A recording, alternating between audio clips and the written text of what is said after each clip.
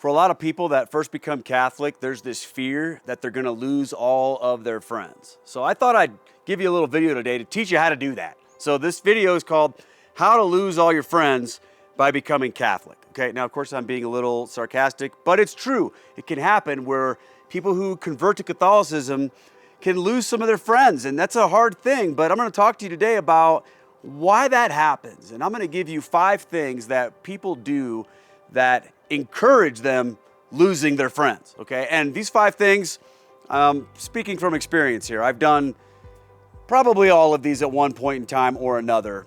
So here we go. Number 1 is to make every conversation you have with your non-Catholic friends about your conversion.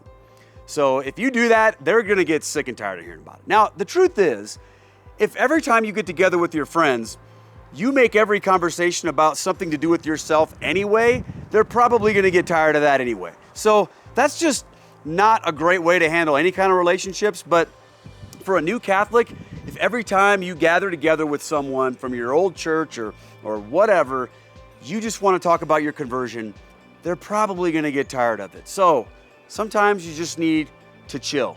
Let them come to you with questions. Let them come to you with wanting to discuss it or not wanting to discuss it. And they need to know that it's okay with you if you don't always have to talk about it. Okay, number 2, insisting that your non-Catholic friends participate in some of the new Catholic things that you're doing.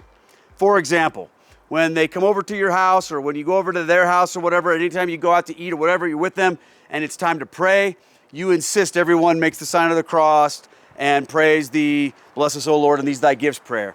Things like that. Or if there's some kind of thing going on at your parish, maybe it's a holy day of obligation. You're like, all right, everybody, we got to go to church.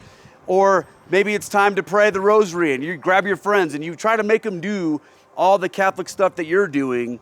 They're going to sort of resist that a little bit. So don't import your Catholic practices onto your non-Catholic friends. They will get tired of that. Okay, number 3, this is a big one. This is probably the one that most of us do most often, is we bombard our non-Catholic friends with unsolicited books, videos, talks, things. We give them scapulars and medals and rosaries and tracts and all kinds of stuff because we're so excited about the faith and we want them to learn about it. We're like, oh, you got to read this book. You got to read that book. Now, if they come to you and ask for that stuff, that's one thing.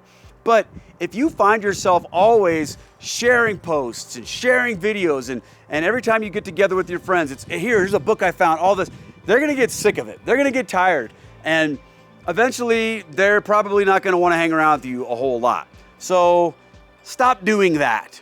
Number 4, speaking negatively about their church. Ooh, that's tough. I've done that. That's hard to do, especially if it's your former church and there's things going on there that probably helped you to want to convert to become Catholic.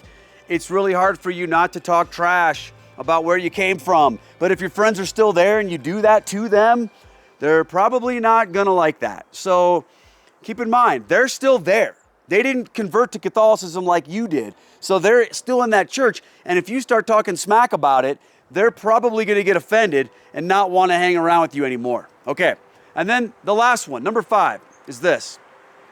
Sometimes we converts have what I call a persecution complex, and we can stop reaching out to people because we are convinced that everybody hates us. So number 5 is you just stop reaching out to people and you don't want to hang around with them.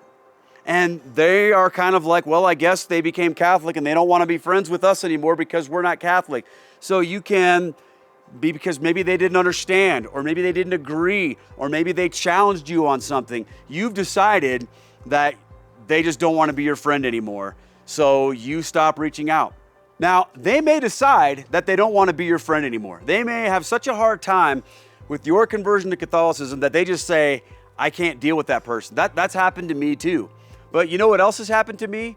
I've had people that I've thought that they believed that about me, so I kind of stopped reaching out to them, only to find out later that that really was on me and not them. So let somebody tell you to your face, or tell you however they're going to tell you. Let them tell you they don't want to be your friend anymore.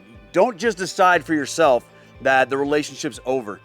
So sometimes we stop reaching out and it's really more about us. And then you have to wonder, what are they thinking? They're probably thinking, wow, my friend became Catholic and now they don't want anything to do with me. That's not the message that we want to send, is it, my friends? We want people to understand that our newfound Catholic faith has made us more in love with Jesus, more hospitable, more open, more loving.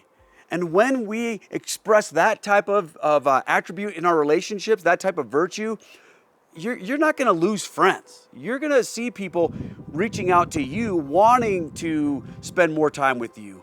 But we have to make sure that we are doing this the right way. So I hope that for you, you can incorporate some of these things. Again, I'm guilty of probably everything on this list. So a lot of times I need to remind myself about these things too. But I'm telling you what, my friends, if you let the Lord guide you in your heart and live your Catholic faith with joy and devotion, you're not going to lose nearly as many friends as you think you are. Take care, my friends, and God bless.